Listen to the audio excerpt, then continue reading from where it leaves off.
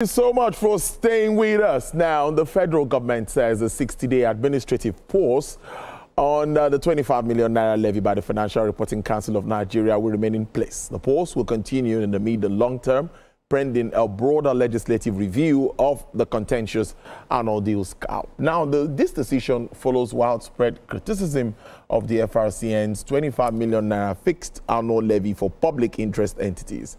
Minister of Trade, Industry and Investment, Dr. Jumoke Oduwole, confirmed this in Abuja. She said the government would maintain the pause while legislative reforms are considered to address stakeholders' concerns.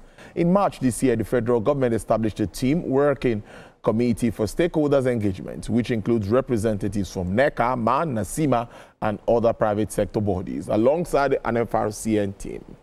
Dr. Oduwole reaffirms President Tinubu's commitment to transparency and pro-business regulatory framework. Now, what does this mean for the entire business economy and, of course, the larger business entity, Director and Chief Executive Officer, the Center for the Promotion of Private Enterprise, Dr. Muda Yusuf, is my guest. Good afternoon, Dr. Yusuf. It is good to have you on the program. It's been a while. Yeah, thank you, Tolu. Yes. It's great to be with you. Yes, I think I should start with this FRCN levy in its totality, the back and forth around it until when members of the private sector had to raise the alarm before the minister had to intervene, and there was a pause and all of that. We're talking about ease of doing business, and we see some regulatory agencies coming up with some form of levies and all of that one way or the other. How does this come to you? What is your understanding of this? And what do you make of government's reaction to that move by the FRCN? Well, first, I think we need to commend the president for the action that was taken to pause the implementation of that segment of the FRC imposition of levy. And one thing it shows is that the president listens, which is something that I think we must all appreciate. And this is not the first time. When we had the expatriate employment levy, $15,000 for expatriate directors, $10,000 for expatriate staff. The private sector rose against it. There was a big outcry, and the president responded by suspending that levy. Another instance was when we had the cybersecurity levy. Cybersecurity level of, I think, 0.5% on all electronic payments. There's a lot of outcry from the banking system, from bank customers, from the private sector. The president once again suspended that cybersecurity levy. So this is something that, for me, is very instructive, that the president listens to the private sector.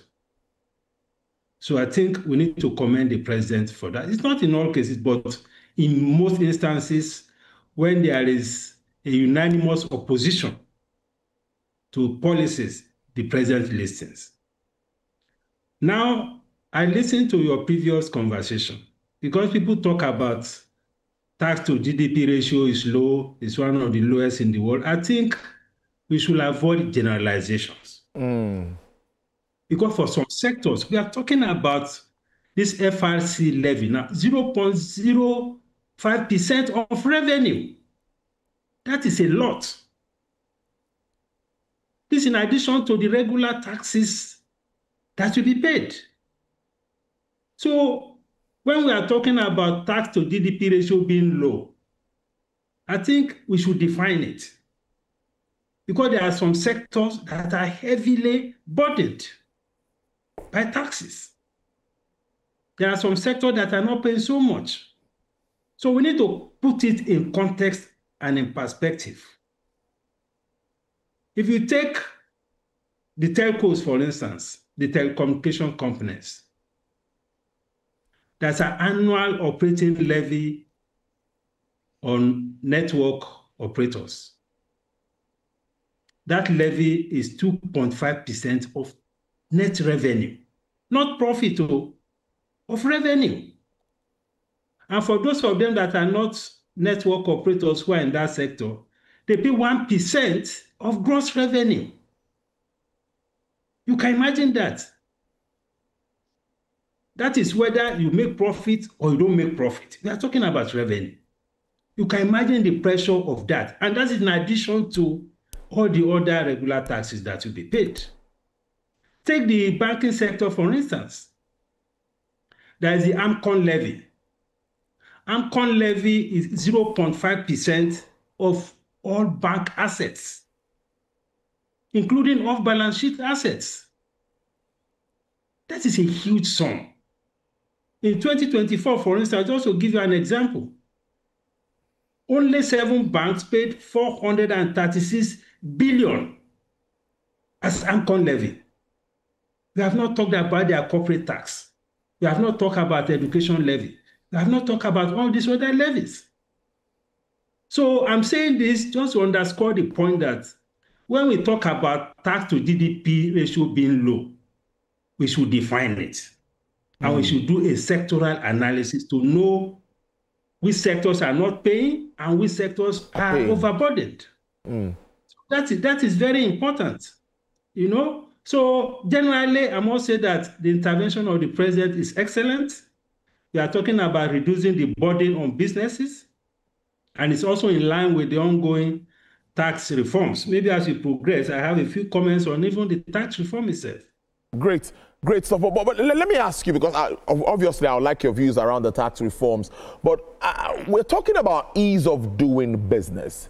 When we have regulatory agencies coming up with levies and taxes like this that you mentioned, and sometimes until the intervention of the president comes in, we don't get them dropped, what does that mean for the actualization of, the ease of doing business initiative that is the core of this administration? You see, what it means is that we need a regulatory framework to regulate the regulators. So that we don't leave the regulators to do whatever they feel like doing in terms of imposing levies on entities that they regulate. And I believe that by the time we see the full text of the Tax Act, maybe some of these items will have been taken into account. Because there is nowhere where it is fair to be imposing a levy or a tax as a percentage of gross assets of a financial institution or as a percentage of gross revenue. It's highly disproportionate. So we need a framework to ensure that there is some way of regulating what the regulators impose on the entities that they regulate.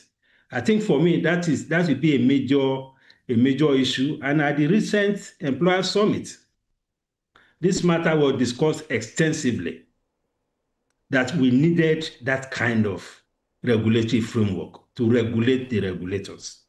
So that I don't leave businesses completely at the mercy of regulators. Because once they slam these things on you, apart from appealing to the president, there is nowhere you can go. There's no dispute resolution framework. So that is why it's a welcome development that each time these things happen, the president intervenes. But it is better to have a framework to ensure that if there is an issue between the regulators and the businesses, there is a way to escalate it, without not all the time going to the president.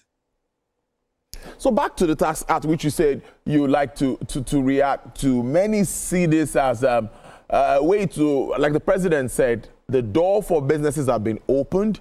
They say it's pro-poor. They said this is, of course, going to help ease the stress of, let's say, small businesses.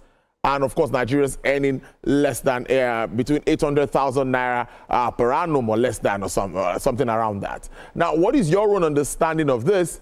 And what is the implication if properly implemented? Well, generally, the whole idea of reforming the tax system is an excellent one, because you have a lot of obsolete provisions in our tax laws. You have issues of multiplicity of taxation all over the place. We have all sorts of leakages in revenue collection systems and so on.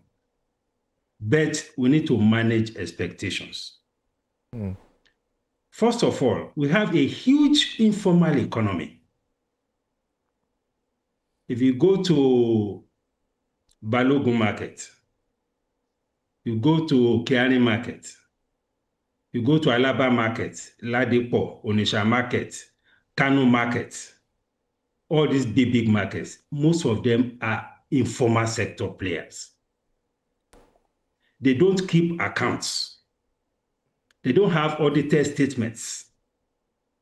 And you want to tax them. How exactly are you going to do it without creating problem? Now, there is a suggestion that intelligence will be used. They will look at their bank accounts and determine and use that to estimate the kind of taxes they will pay. That will create problem. And let me also say this. 2026 is a pre-election year. We need to be very careful, because the reality is that the citizens have not fully recovered even from the ongoing reforms. I'm talking about the fuel subsidy and the forex reforms. And you don't want to do anything that will escalate the political costs of policies. So we need to be very strategic. We need to be very creative. The way we relate to the informal economy as we progress with this tax reform, especially bearing in mind, I must repeat again, that 2026 is a pre-election year. So that I don't play into the hands of the opposition. I'm not a member of any party, but we need to be very strategic in the way we approach things. So that things that relate to all these SMEs, the informal sector, and all of that, we need to choose the appropriate timing for them. Otherwise, it could leave an opportunity for the opposition to do a lot of harvesting of these tax reform initiatives. So there has to be a proper strategy to ensure that perhaps you can do it in phases, start with the large enterprises in the formal sector and all of that, before we go into the... I mean, imagine somebody just goes into a Kiari market. And you know, some of these traders have turnover running to billions. Whether you are talking of our markets, women selling textiles or fabrics, whether you are talking about our Igbo brothers who are bringing containers, it's in billions. So you just go there, slam them, that, okay, we have seen your account, this is how much you should pay a tax. This thing will have a backlash. So we should have, because we should have to relate these things to the peculiarities of our own environment. So these are some of the issues. And when we talk about this threshold, 800,000 per annum, Tolu, 800,000 naira is just $500 per annum. It's about $50 a month. What can that buy in Nigeria of today? So we should be careful the kind of thing we also celebrate. And we have to be realistic. 800,000 naira per annum is nothing. So we need to look at all of this. But just as you said in your interview, implementation is key. No legislation is perfect. So we need to begin to fine-tune it as we progress, like all reforms. So that, for me, I think, so that we take feedback and we ensure that we fine-tune the implementation as we go along, because the implementation is even far more challenging than even the putting together of the tax reform. Then another point, which we have to note very carefully, is the centralization of revenue collection. It is a good thing to stop leakages, but we also need to do it very carefully so that you don't disrupt the activities of the agencies whose revenue you are warehousing. Because if you warehouse all revenues, we are talking about over 60 agencies. They have to be funded. Say they will go through the budget process, go through finance, and we know what it is. When people go through the budget, they wait for budget releases, they go and queue in the Ministry of Finance, they go and queue in Accountant General's office. It's a nightmare for many organizations, I can tell you that. So that bureaucratic bottleneck that is likely to arise, how are we going to deal with it? These are things I think we need to watch out for as we progress with the implementation of this tax reform.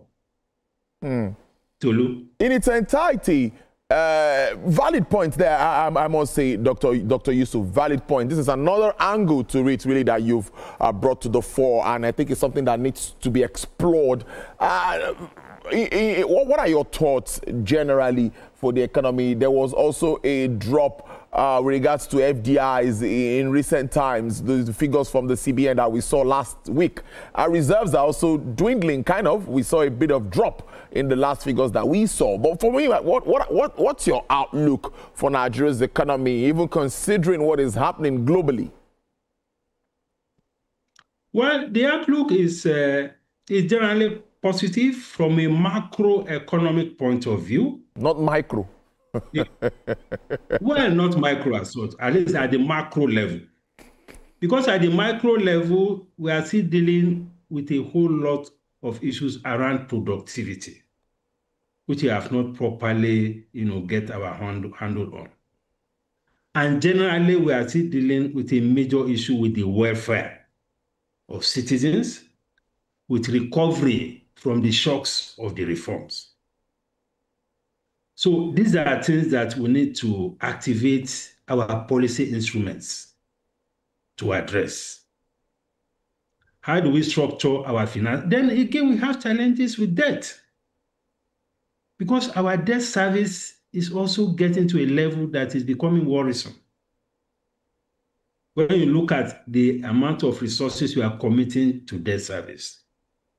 So we need to also watch that, because those things also have implications, even for the achievement that we have been able to achieve with respect to the macros. Because if the debt service situation begins to climb, it could even erode the benefits of what we have achieved in terms of macro stability.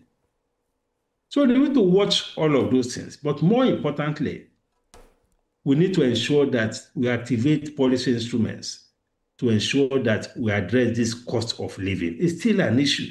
We can't wish it away. More so that very soon we begin to talk about, electoral processes, campaigning, and all of that. We need to also tell the citizens that these are the benefits. Also, there's a whole lot of work that needs to be done on the fiscal side. But generally, I'm hoping that this tax reform is also likely to improve the fiscal, position of government. But the emphasis I'm just making is on the emphasis on the SMEs, on the informal sector, so that we don't create issues that will escalate or elevate political costs of reforms. Brilliant. As always. Dr. Muda Yusuf, that's our time. I must thank you so much. Interesting conversation with you as always. Director CEO of the Center for the Promotion of Private Enterprise. Thank you so much for spending your time with us this afternoon. We appreciate it. Thank you, Tolu. All right, then. Thank you, Tolu. It's a pleasure. All right, then.